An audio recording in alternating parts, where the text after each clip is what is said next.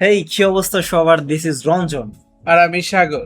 আজকের ভিডিওতে আমরা আলোচনা করতে যাচ্ছি বাংলাদেশের আপকামিং যে সিনেমাগুলো রয়েছে, আফরান নিশোর, শাকিব খান, আরো যে বিভিন্ন অভিনেতারা রয়েছে তাদের যে আসলে সিনেমাগুলো আসতে যাচ্ছে এবং সেরা সেরা সিনেমা, সেই সিনেমাগুলো নিয়ে আলোচনা করব আজকের ভিডিওতে। প্রথমে শুরু করি সাগর, যেহেতু অলরেডি অ্যানাউন্সমেন্ট টিজার এসে গিয়েছে সুরঙ্গ মাসুদের, এটা নিয়ে আলোচনা করি সবার ফার্স্টে। এটা তো ডেট কনফার্ম যে এটা আসলে ডিসেম্বরে আসতে যাচ্ছে এবং এই সিনেমাতে যে শাকিব খানের একটা ক্যামিও থাকতে যাচ্ছে, এটা কি তুই নিশ্চিত ভাবে বলতে পারোস? না, আমি এখনো নিশ্চিত না যে ক্যামিও দিবে কি না। হইতে পারে যে মিখাইলের চরিত্রটা যেখানে আসে তার আগের কাহিনী দেখাবে, বুঝছস। এখন আমি তোর একটা কথা বলি সাগর, ওরা বা শাকিব খান তাণ্ডব সিনেমার সময় যে শ্রীলঙ্কাতে শুট করলো, খুবই অল্প দু একটা সিন কিন্তু দেখানো হয়েছে, জেলের সিন আর শাকিব খানের সেই লাস্ট সিনটা। তাহলে বাকি সিনগুলা কোথায়?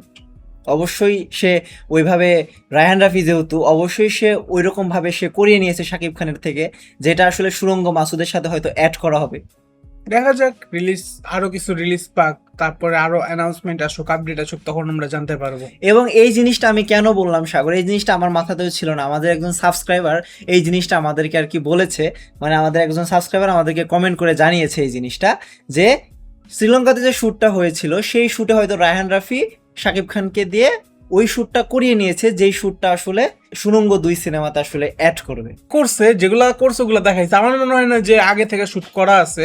দেখা যাক কি, আমার তো মনে হয় না। যেহেতু শাকিব খান, সাগর, শাকিব খানের তাণ্ডব সিনেমা আসার সম্ভাবনা কতটুকু এবং কবে আসতে পারে? আগে তো সুরঙ্গ 2 রিলিজ পাক, তারপর তাণ্ডব 2 এর কাছে যাই। আচ্ছা, তাহলে আমরা এখন শাকিব খানের যে মুভিটা রিলিজ পাবে নেক্সট, সেটার কাছে যাওয়া যাক, সোলজার। সাকিব ফাহাদের ডিরেকশনের সিনেমা। এই সিনেমাটা হচ্ছে দেশপ্রেম নিয়ে কাহিনী। এই সিনেমাটাও তো ডিসেম্বরে মুক্তি পাবে, এটা কনফার্ম। হ্যাঁ, এটাতে মনে হয় নায়িকা হিসেবে তানজিম তিশা আছে। এটা দেখেছিলাম দুই একটা হচ্ছে ওই ভিডিওতে যে তানজিম তিশা অ্যাক্টিং করতেছে।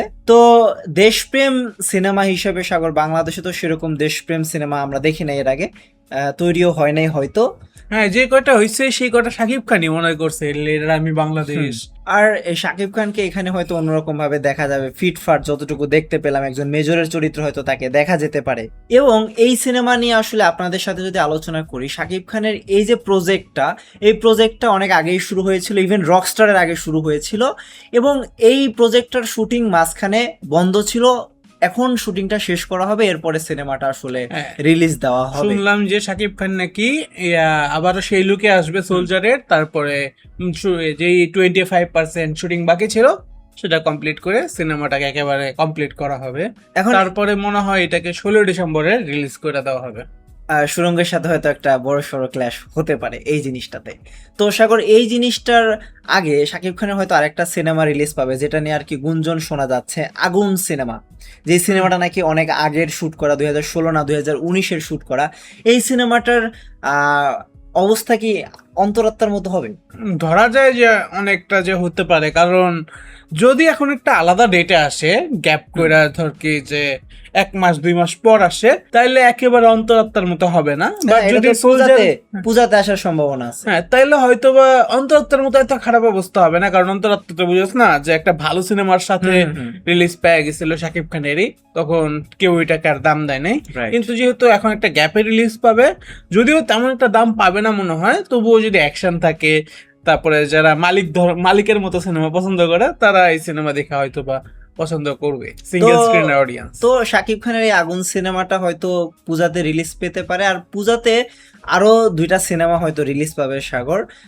এর ভিতরে একটা যে সিনেমা নিয়ে এখন একটু আলোচনা হচ্ছে, আন্ধার। হ্যাঁ, রায়হান রাফির প্রজেক্ট। এই সিনেমাটার ডাবিং চলছে, সময়ে সময়ে আমাদের সামনে বিভিন্ন ছবি রিলিজ করা হচ্ছে, যেখানে মূলত সিয়াম আহমেদ ডাব করছে, তারপর হচ্ছে চঞ্চল চৌধুরী ডাব করছে, নাজিফা তুষিকেও দেখা গেছিল একটা লিগ ভিডিওতে। তার এখনো ডাবিং মনে হয় শুরু হয় নাই, মূলত চঞ্চল চৌধুরী আর সিয়াম আহমেদ ডাব করা শুরু করছে। এই সিনেমা নিয়ে আমি এক্সাইটেড আছি, কারণ এদের মেকাররা বলছে যে তারা অসাম কিছু ট্রাই করছে। তারা ভিএফএক্স এই পুরো 1 বছর সময় দিয়ে দিছে, যাতে একটা মানসম্মত হরর সিনেমা আমাদের সামনে প্রেজেন্ট করতে পারে, জিনের মতো না। তো তো এই সিনেমাটা যদি পূজায় রিলিজ পায়, তাহলে আমি সব থেকে বেশি মনে হয় এইটা দেখার জন্য এক্সাইটেড থাকবো। আর যেহেতু রায়হান রাফির প্রজেক্ট সাগর, সিনেমাটোগ্রাফি বা অন্যান্য যে প্লট হোল আছে সেগুলো নিয়ে তো আসলে কোনো সন্দেহ নাই। সে পারফেক্টলি সিনেমাটা হয়তো শেষ করতে পেরেছে এবং ডাবটা এখন সম্পূর্ণ হলে হয়তো আমরা সিনেমা হলে গিয়ে এনজয় করতে পারবো। তো এরপরে পূজাতে আরেকটা সিনেমা আসার সম্ভাবনা রয়েছে, সেটা হচ্ছে মেহেদী হাসান হৃদয়ের বিদায় সিনেমা। মেহেদী হাসান হৃদয় অবশেষে হয়তো অ্যাকশন কাট থেকে বের হতে পেরেছে এবং সে একটা প্রবাসীকে নিয়ে গল্পটা সাজিয়েছে। তো এই সিনেমাতে যে মার্কার থাকবে না এটা নিশ্চিত সাগর।